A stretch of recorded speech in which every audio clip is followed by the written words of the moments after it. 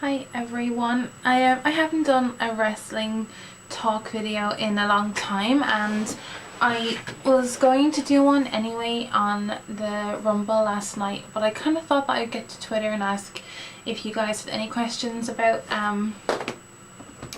last night. So if you've never watched my videos before, I used to do like ranty videos after Raw or a pay-per-view, and I stopped because I don't know why. I guess there was so many people doing that kind of video, I didn't really feel the need to. I don't know. I kind of didn't think anyone would care, so I put on Twitter if there's any questions that you wanted to ask about like the Rumble and like give my opinion on it, I guess. So I'll just kind of briefly go through my own opinion and then answer questions. Actually no, I'll do the questions first and then I will do my own opinion. So obviously the Royal Rumble was in Pittsburgh last night, and I have a question. Oh, I signed out of Facebook. I didn't. I have a question from my good friend Stephen Wiles. Stephen is he's a writer for Wrestling News Source, or a columnist like myself. So he asked me a few questions, so I'm just going to answer them slowly. He asked, could it be time for Pat Patterson to stop being one of the main people who booked the Royal Rumble? Maybe get some fresh ideas in there. I'm kind of the agreement that they're not listening to anybody. I think that their mind is pretty much kind of set in stone months and months beforehand. So, you know, I don't know anyone that could kind of get through to them. I mean, if anyone watching has any suggestions, down in the comments. And he asked me, do losses actually hurt Daniel Bryan with how over he is, especially since it was such a great match?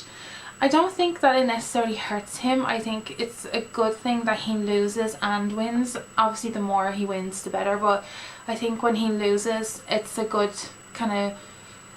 it's a good side of his character that he can just get back up from the loss and be better, that kind of way. That's what I think, in my opinion. If he loses, yeah, of course I'm like, oh, for God's sake, but at the other hand I'm like, well, maybe it could be better, you know. It's like a lesson learned. And I go back. The last question that Stephen asked was, is there any doubt that the company is behind Roman Reigns? No doubt at all, not a single doubt. Am I surprised? A little bit, considering of the Shield members, he has had the least amount of, like, not the least amount of training. I'm talking about, like, you know, obviously Ambrose and Rollins have had the indie scene behind them and that kind of thing. So, you know, I guess we'll just see. That's all I can say. I got another question on Stephen. If I didn't answer your question, you know what you know from being my friend, Scatty Brain. Hang on 2 seconds. Now, Tim Vicious is a good friend of mine as well, and he asked me if there was anyone I would have liked to have seen in the Rumble. I liked the idea of bringing a guy from NXT up, and that was really that's kind of like a good idea, just to give them a taster, just to kind of give them, I guess, you know, a moment in the spotlight. I was kind of surprised that they used Rusev. I've seen him on NXT and he is quite good. He is very impressive. I would have liked to have seen Corey Graves, or, you know, Sami Zayn, just Adrian Neville, people that have really worked so much longer and so much harder in a way. I'm not saying that Rusev hasn't worked harder, but there's others who've done more, achieved more. So I would have liked to have seen more NXT guys. I think that's a good idea to bring them in instead of bringing so many old timers and wasting so many spots. I kind of feel like if you fill them voids, I guess you could call them, with NXT guys, it gives them a chance to really, you know, get a moment and prove something. Next question. I've lost it all. Do I believe that the Royal Rumble was a mess? I am Chick Badit. I think this is like a parody account. It was a mess and it wasn't a mess. Next. Randy Carver Kenta Cobra Carver has asked me, what are your thoughts on upcoming WrestleMania? Will it be good, bad, ugly, etc.? If the card is how it's supposed to be, then I think it's a bit bland. Will it be as bad as last year? No, not far off it. I just don't know. You know, you have you see a potential card on the internet and stuff, and you kind of go, oh, for fuck's sake, like really. So I don't know. I hope it won't be bad. It's the 30th one. It should be outstanding. If you think of WrestleMania 20, that was absolutely outstanding. It's a bit of a milestone for the pay-per-view, for the company, so they should really get their heads out of their arses and do something fucking amazing. So mixed thoughts there. Randy Carver, that's so funny. That's a cool name. This person has asked for no shout out, so I won't say his name. What do you think about there being no mentioned appearance of Divas at last night's pay-per-view? I did think it was a bit bad. How can they make the Divas division more well known and better and more out there if they're not showing it? They don't get a lot of recognition unless it's from Total Divas, and I think that Total Divas gets a lot of flack. I kind of can't blame the girls for wanting to be on that show because it's the only bit of spotlight that they really do get. So I think that they need serious work on that division still. Even with AJ as their champion, I don't think it's enough to go forward. I think they need some big changes. I'd almost like to see, you know, Tamina as champion for a while. They need someone who is dominant, who's going to defend that championship on the spot, be it Raw, you know, SmackDown, main event, whatever. While I love AJ, I think she's fantastic, I don't think that she does enough in the ring. Sometimes, don't hate me for saying that, I'm just trying to give a bit of critique. As good as she is, and as awesome a character she is, and all that kind of good stuff, I do feel that sometimes the other divas, be it Alicia Fox or the Bellas or even Tamina herself, you know, even Cameron and Naomi have kind of stepped up recently. AJ just needs to be that little bit better than what they are, and at the moment it's kind of all the same. So don't hate me for saying that. I'm entitled to my opinion, just like, and I fully support the Divas division. What was my favourite Rumble match moment? I don't really have one. I really enjoyed Bryan's match against Bray. It took me a while to get into it because I find that Bray Wyatt is hard to, it almost takes him a while to warm up in the match. I don't know what that is, but you know, obviously I've watched Daniel Bryan wrestle all day. I'm a huge fan, but I think that was a great match. That was my favourite match.